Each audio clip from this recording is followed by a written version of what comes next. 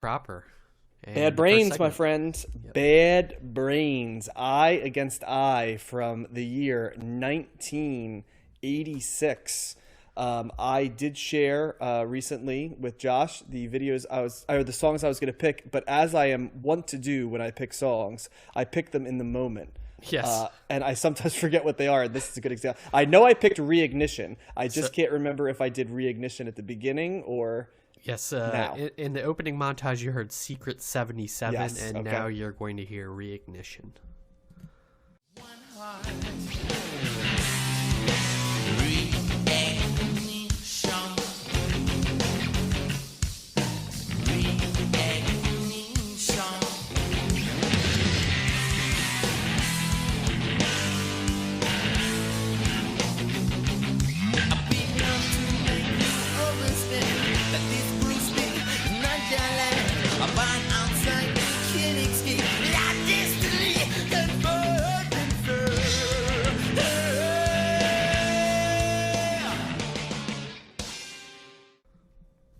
Oh, R. Kelly, I love him. That's a different ignition. The remix. Oh, right. Sorry. Thank you. Perhaps the well, I'm not going to say that. That's, amongst the many victims of R. Kelly, the fact that Ignition Remix no longer exists is yet another in a long line of the things victimized by R. Kelly. But Matt, run the numbers for us, please. All right. So Bad Brains, Eye Against Eye comes in at number 700 in the 1980s on Best Ever Albums. Yeah. Really? Too Yeah. low. 700. Number 69 in 1986. 69. Number 4,647 of all time. It is Bad Brains' third highest rated album on Best Ever Albums, behind 1983's Rock for Light and 1982's self-titled Bad Brains. It did not make Rolling Stone's list, and Bad Brains is ranked as the number 658th highest rated artist in the overall rankings on Best Ever Albums. Well, this is where Best Ever Albums, Matt, I've talked about some of the limitations of the chart. Like, this is pretty much considered to be Bad Brains' most famous and seminal work. So it's odd to me that it would be the number 3 album, because I've rarely ever heard anyone not start with this album. Like when you're talking about Bad Brains, and even in my research, this seems to be, well, we'll go over it here, but that's odd to me a little bit. So I'm wondering who's voting to do that. But anyway, Bad Brains. Well, let's start by giving a little bit of an overview. Bad Brains is considered to be one of the more definitive American punk rock and hardcore groups, right? Both of them are in there. Their telltale sound was the merging of punk, reggae, and then a sort of a speed rock metal ethos. All of those are pieces of what their sound would be. There's, of course, other things that stand out about Bad Brains. I think one of them is that they all have jazz backgrounds. They started as a jazz group, which we'll talk about in a little bit. They embraced unabashedly positive themes in their music, even within a community hardcore that didn't always do that, right? Like, it was more life is struggle themes. They were Rastafarian. And, I mean, I guess the elephant Hence in the the room. title.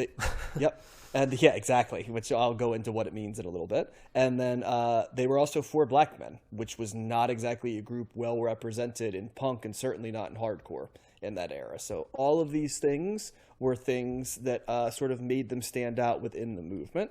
But let's go back in time a little bit and talk about how it began for them. So Bad Brains is formed in 1977 in Washington, D.C. At the time, the four members of the group, who are Gary Miller on lead guitar, Paul Hudson on rhythm guitar, Daryl Jennifer on bass, and Earl Hudson on drums. I should mention that later I'm going to flip the names for two members, because Gary Miller eventually becomes Dr. No. That is his title in the band. And Paul Hudson becomes HR. So they would go as HR and Dr. No instead of... I guess the names of birth right there. Yeah. So two maintained real names, and then two became sort of nicknames. They were in a jazz fusion group called Mind Power, and sort of, it was a little aimless at that point in 1977. They kind of weren't feeling it anymore, I guess. So they were, as it seems to be explained in my research in different places, pretty much every outlet says they were sort of looking for inspiration, and inspiration comes in the form of one of their friends, Sid McRae. And so Sid McRae, in 1977, had gone to some shows and become a fan of punk music. And so he sort of began evangelizing this new music, because remember, this is 1977, this new music, punk rock, to the members of what were to become Bad Brains. And as the story goes, he particularly shared the music of the Ramones and the Sex Pistols. So Bad Brains is another in a long line of how many bands that we've covered that like either saw the Sex Pistols or heard the I mean, at this point they're like that Velvet Underground story that like only so many people heard them, right, in 1977, but like almost all of them formed a band in some way or another. So Count Bad Brains is another one, because they listen to this music and they say that is sort of the energy and the somewhat of the sound and the vibe, I guess would be a good way to put it, that we're looking for. Interestingly enough, while this punk rock eureka was coming, inspiration, if you will, the members also went to go see Bob Marley. And they decided to basically convert and take on the tenets of Rastafarianism at around exactly the same time. Wow. So they were looking for inspiration musically, and in doing so, they both inherit a little bit of the punk scene, they inherit a little bit of the reggae scene, right, and certainly the Rastafarian larger themes, right, and they begin to make music, right, which not surprisingly takes punk and fuses it with reggae and dub sort of principles, and that becomes what Bad Brains is playing in their early career. They begin to play shows in DC and get a following. What becomes instantly tough for them in DC is that they begin drawing the hardcore crowds, right, that we covered in Dead Kennedys and Black Flag episodes, right? Mm-hmm. And so they are drawing some of the earliest proto-hardcore crowds, right? Because outside of Northern California and New York tri-state area, area there, like Northern New Jersey, New York, stuff like that, DC's the other hardcore area in the early days. And the DC crowds, as you might imagine, are overwhelmingly male. They are also overwhelmingly white. And they are also extremely violent. And Bad Brains went out of their way to try to sing positive themes, but they also had the type of physical shows that somebody like a Henry Rollins or stuff had, that drew people in with the energy. So sometimes it was like the energy was drawing it in, but the themes, right, of the music was kind of getting lost, right? It was just sort of assumed because of how physical they were. So this leads to them losing a bunch of bookings. They write a song about it called Banned in DC. And finally, because things were getting difficult in terms of them making their living, they moved to New York City in 1980. And obviously, we're talking the New York of the late 70s and early 80s, right? So this is a New York where it's a anything goes type New York. So the idea of getting banned was not likely to happen, right? So quickly after they move to New York, they start to record some music, and most notably, they record a pretty famous song, probably the first Bad Brains song I think I personally ever heard, all 93 seconds of it. It's a song called Pay to Come, and that is the song that sort of gets them noticed in the larger punk world, the larger hardcore world, music press. That's also where they break through there. And they begin playing quite a bit, including at one point they're playing almost daily at CBGB's and get a pretty big following there. So as the process is going, sort of organically, they're gaining a crowd.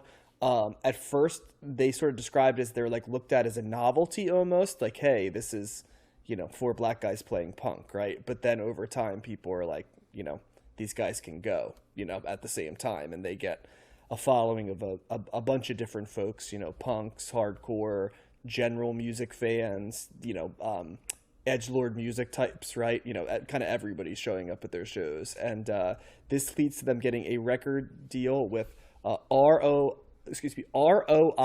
Records. I don't know if you would pronounce ROIR as a word. I don't think so, because it's stylistically capitalized. But I'm going to go with ROIR. I never saw it described as anything as a word, right? And I looked quite a few places. But this was I found this funny. This was a cassette only record label. So I guess they just made, which seems like one step up from like bootleg company. You know what I mean? Yeah. Like, yeah, they're basically mass producing cassettes. So they are in charge of putting out their first album, which was self-titled, and it was pretty well received, especially within the punk community. And most notably, I think it drew one very big fan, one Rick Ocasek of the Cars, and he basically volunteers to produce their second album called Rock for Life in 1983. So I did take a listen to both, and they're sort of similar albums, but there is a noticeable difference on the second album in terms of the professionalism of the production. It goes from like very raw to like Rick Ocasek produced your album. You know what I mean? Like there's a step up in terms of the sheen, shall we do. It's certainly not overly sheeny, but it sounds like an album that it has a more professional veneer, I guess I'd say.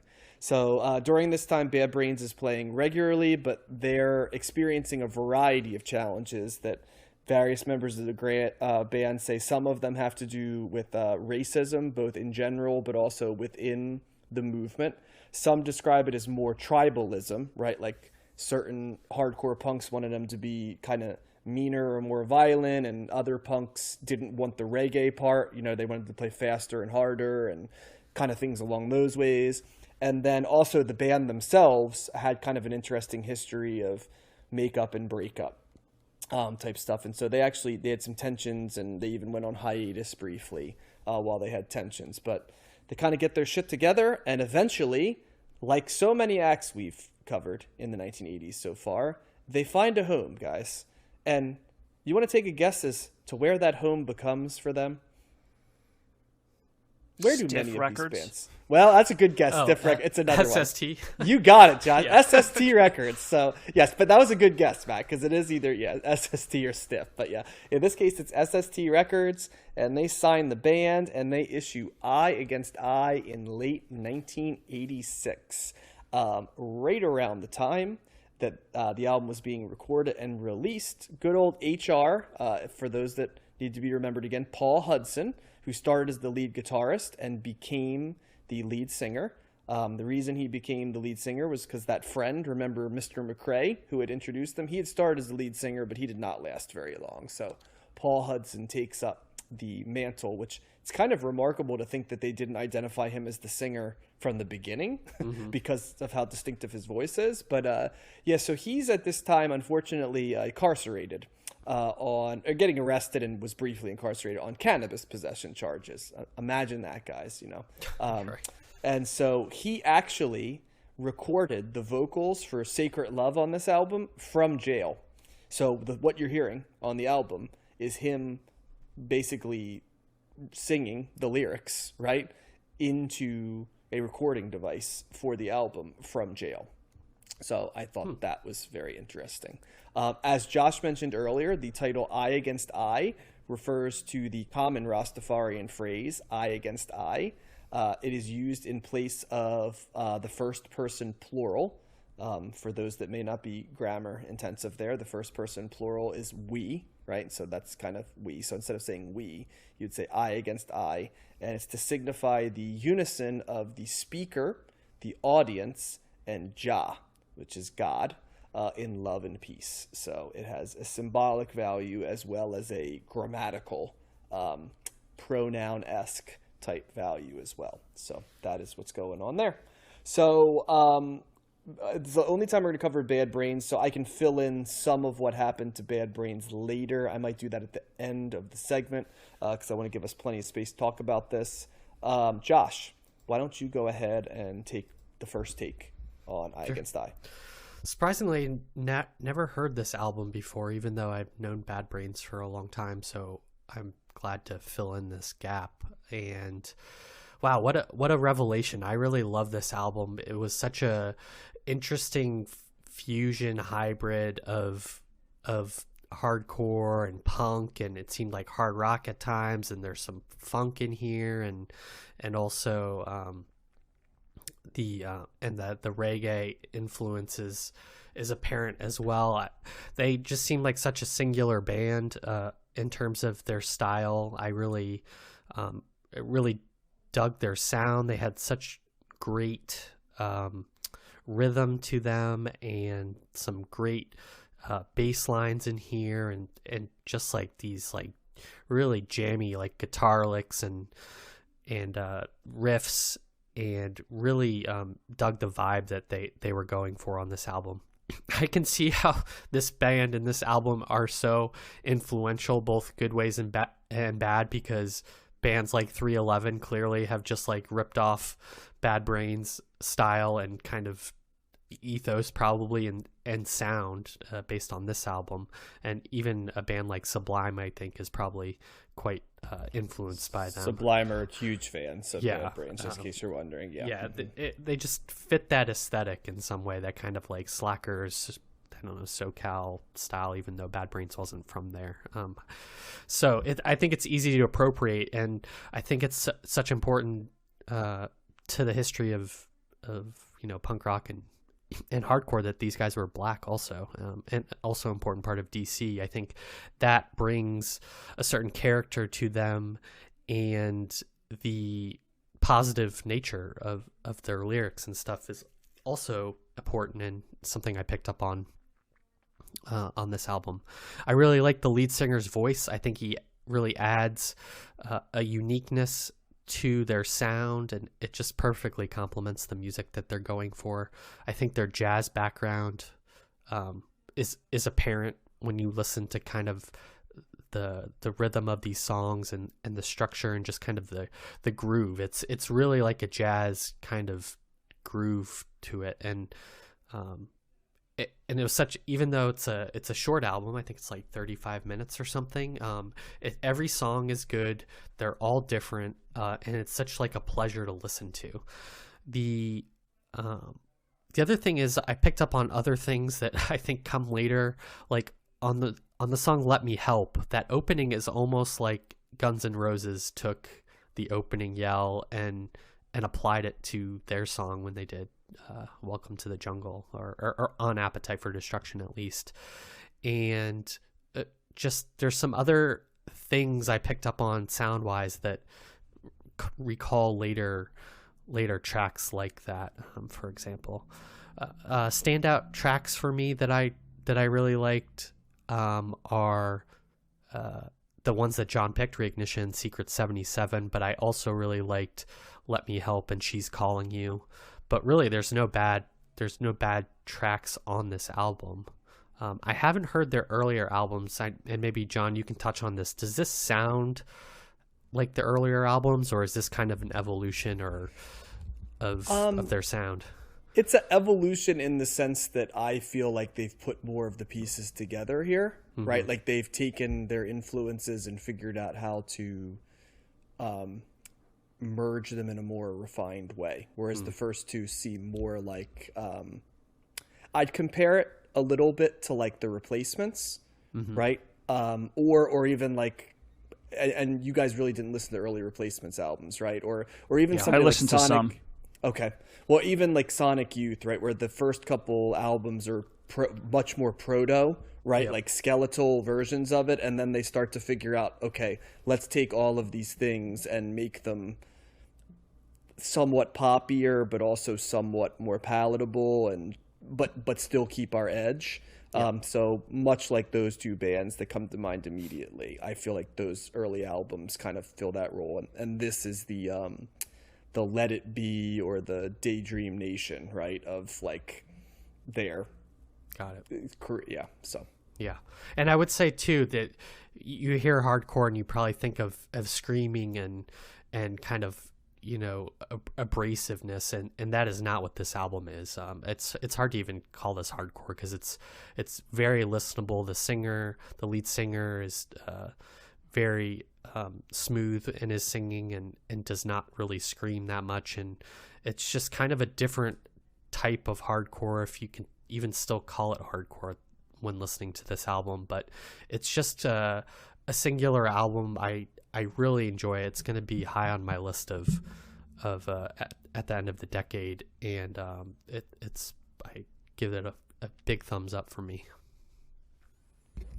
Awesome. How about you, Matt? What do you think? So my first reaction to this was very similar to my reaction to the Minutemen when we did double nickels on the dime, because I was expecting, I mean, Josh, what you were just saying about hardcore. Yeah. Like I had known Bad Brains in name. I knew they were from DC. I think I might have seen a short video clip of them performing here or there. So I was expecting like a more of a Black Flag kind of more abrasive, aggressive sound, and that wasn't it. I mean, maybe a little bit. I think the first couple of tracks are a little bit more, probably fall more in the realm of the punk genre, Sure. and maybe more of the quote-unquote hardcore part of this record. Eye Against Eye, maybe House of Suffering as well, the intro too. But it wasn't nearly as like as hardcore-y as I thought it was going to be, and so that kind of, so it was an initial surprise. And I think the first time or two I listened to this, I was not exactly sure what to make of it, but this was certainly an album that I think benefited for me upon, having repeated listenings, because I definitely started picking stuff. Once I realized what it was and what it wasn't, then I could kind of, get to know it a little bit better and understand it a little bit better. So overall, I know I did like it. The more I listened to it, the more I liked it, the more I was hearing into it. It's certainly all those things that you guys were saying, melding a bunch of genres. I was, definitely picking up on that. It did remind me a little bit. I know you talked about like, oh, it's got funk and it's got, there's elements of punk and hardcore and reggae, but this also is kind of like it's a certain type of rock in that it reminded me a little bit of kind of early mid 90s alternative rock grunge kind of style, whether it was the type of guitar they were playing or just the tone. Some of the tones kind of like this toned down, this darker sounding kind of thing that was going on, reminded me a little bit of the grungy stuff, like a little bit of the Alice in Chains, kind of the minor key, the heavier, playing there. So I was like, okay, well, this is kind of, a little gateway into what the future is going to be in some regard. So I liked it. I did like the guy's voice as well. I thought there's some cool guitar solos in here. Again, that's not really something that I associate too much with, like, right. It's not really a punk or a hardcore thing. I mean, they kind of try to keep it simple, but this is where the metal comes out, as kind of like the flashy guitar parts that they're throwing down there that were pretty cool as well. Really, I think similar to you guys, I really liked Reignition. That's kind of like rap rock, even though he's not rapping, but like the way that beat's going down, you could totally hear somebody rapping on top of that. I don't think there's anything that I would consider here to be actually rapping. Well, similar huge fans of them are Rage Against the Machine, as you might imagine. Yeah, and that makes sense. You could I could see that, that the way the instruments are playing with the beat and the way that's coming together, that seems like something that would have been rapped over in a future, several years later on. So I like that. Secret 77 was a really cool song. I really like the tone of that. The effects. There's some effects that are happening throughout this record. They go back to more of the punk style with "Let Me Help," which was cool, and then She's Calling You kind of gets a little bit more into the funk. Living Color was another band that popped up in my mind, not only because the sound. It's also another fully formed African American rock band, which is not really something that it didn't really happen a whole lot, and they kind of I would assume that Living Color was a fan of these guys as well, and picked up on some of what they were doing. But I love the way it ends, like Sacred Love, Hired Gun. Yeah, I don't think there was a bad song on here. I don't know if I'm a high on as you are, Josh, or what I would assume John would be. Because there's still elements of this. It's not my favorite, but it's still really good. I really did like this, and was surprised, and because I was kind of going and being like, oh man, this is gonna be a hard listen, and it was like when I realized it wasn't, I was able to let it be what it is, and the more I listened to it, the more I liked it. So definite thumbs up on here. It's a really cool record.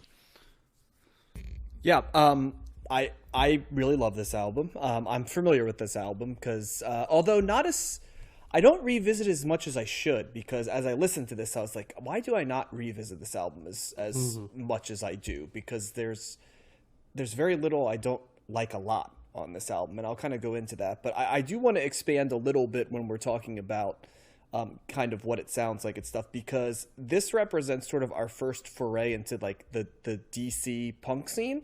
And we really didn't talk about Minor Threat, and then by proxy Ian MacKaye, and by proxy Fugazi, who we're going to talk about pretty soon, who, Minor Threat does not sound exactly like this, but I can't help but think like what a vibrant scene, DC hardcore was right around that late 70s, early 80s period, right, where all that's there. I think notably folks like Dave Grohl, right, was deeply into that scene, and it was a seminal influence for him as well.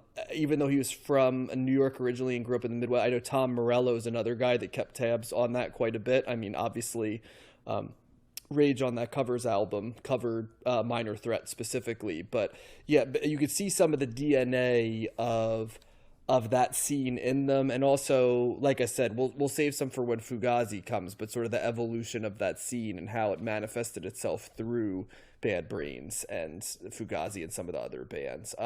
The other thing that wasn't really mentioned was like, this is the father of so much other music, but you guys kind of didn't go to an area that clearly I think was directly inspired, which is like the Pennywises and Fishbones and stuff of the world, which is the immediate spiritual predecessors, right? Sublime's another one, certainly. I had never thought of 311, Matt, but like to some degree, right? Josh said that. Elements of it, but like the real predecessors are, like the Pennywises and I apologize, and the Fishbones of the world. Yeah, I think a lot of bands that I was listening to were clearly influenced by this band. And I never really listened to either of those bands, so so I wouldn't have been able to pick Pennywise punked it up a little bit more and took the reggae I know Bro out. Him. That's what I know. Yeah. Right. It's they punked it up a little bit and anthemicked it, but there's elements of that, and obviously Fishbone added a little bit more ska as opposed to reggae, but it's the same sort of formula. But yeah, there's a direct element there. There's even a little bit of what like Bad Religion and later Rise Against, right, which was a basically in many ways like a Bad Religion tribute band, like took on as well. And these are all going to be bands that we're going to cover a little bit later, but because we haven't so far, they might not pop to the front for you guys as much as they do for me in terms of their influence. But you mentioned earlier what's different from the earlier albums, and it's really the richness of the sound. And to me, this album is like a fusion album. And so it goes back to their jazz fusion roots to some degree, because there's more hard and even at times, as you said, Matt, sludgy guitar on this album where, you said Alice in Chains. Yeah, I hear what you're saying. Like Alice in Chains. There's times where it gets poppy enough that you could be like, this has like Billy Idol type vibes, you know what I mean? At different times you could hear it, you'd be like, interesting, like this sounds like it could be a slow off tempo like Billy Idol type song, punk adjacent, I guess you'd say. Then there's times where they play faster, especially at the beginning of the album, where it's a more ear pleasing version of hardcore punk, right? Because it is. They're playing fast and they're playing frantic, with high levels of energy, and they're playing pretty simple chords. And then I love the variety on this, and I love the fact that a song like Secret 77 doesn't sound much like Sacred Love, which is at times almost spoken wordy, and I'd call it like almost incense rock a little bit, like the feel and the flow of it. And I just love that it's bouncing around and it's mood setting. It's one of the few albums that we've covered where not one piece of the band stands out more to me than the others. And how many bands can you say that about? Where like the bass, the rhythm, the singer, the drummer, like I didn't find one piece where I was like, okay, that's the virtuoso piece or the dominant piece, right? And isn't that in some ways perfect for an album called Eye Against Eye? And like, I didn't put it together till later, but I'm like, it really is a sound in which nothing dominates or is minimalized. They're all there if you listen for them, but at no point did I find myself gravitating to one of the instrumental pieces, which I can maybe on one or two hands name the amount of albums we've covered where I haven't zeroed in immediately on one specific instrument. So for me, at least personally. So but yeah, I love this album. I mean, if you in any way enjoy punk music or enjoy even something like power punk, or pop punk, right? If that's your lane, where your punk comes in, like that Green Day, Blink-182 lane. I even think this album is for you if that's your lane to getting into it, because it is accessible enough. Yeah. And I don't doubt that there's not another band, right? When you're called Bad Brains, I think, much like I joke around with like Iron Maiden, right? Like there's just certain people that aren't going to listen to you because they're going to have an assumption of what you sound like. And then when you listen, I think you would be pleasantly surprised as to how ear-pleasing this music is. And I do want to mention that this album has quite a bit of funk and reggae on it as well. There's a lot of funk bass lines and funk influence. That, from my memory of the early two albums, is a piece they added to this, because I do not remember as much of a funk presence on the first two albums as much. So that was a piece of the puzzle that they integrated for this album. I think that is probably what contributes to it being so listenable also. It's just easy. I can't overstate how like that there's such a groove to this album when I listen to it. Which almost sounds oxymoronic for hardcore, right? Because Yeah. like hardcore in no way is associated with the groove. Well, I'd go so far as to say there's pop elements in here too. I don't even think you have to go far to say that. Yeah. I think they're all over the place. But it's not. But that's why I'm like, I don't know.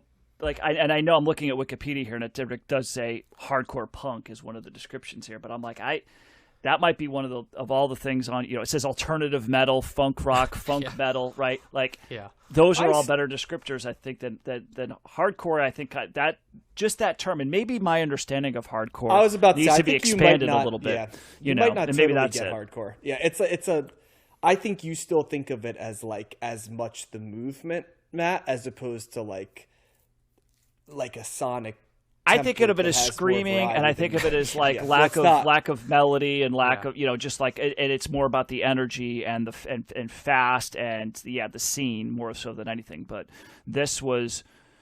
But we've seen some melody in hardcore, like in the Dead Kennedys, right? Dead Kennedys had it. Yeah, I was thinking like more of this, a Black so- Flag. Yeah, Yeah, this but is way more produced too than Dead Kennedys. This is.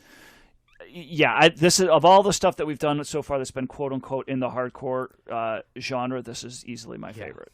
But remember, this comes out 5 years later than Damaged by Black Flag, right? And 6 years later than Dead Kennedys.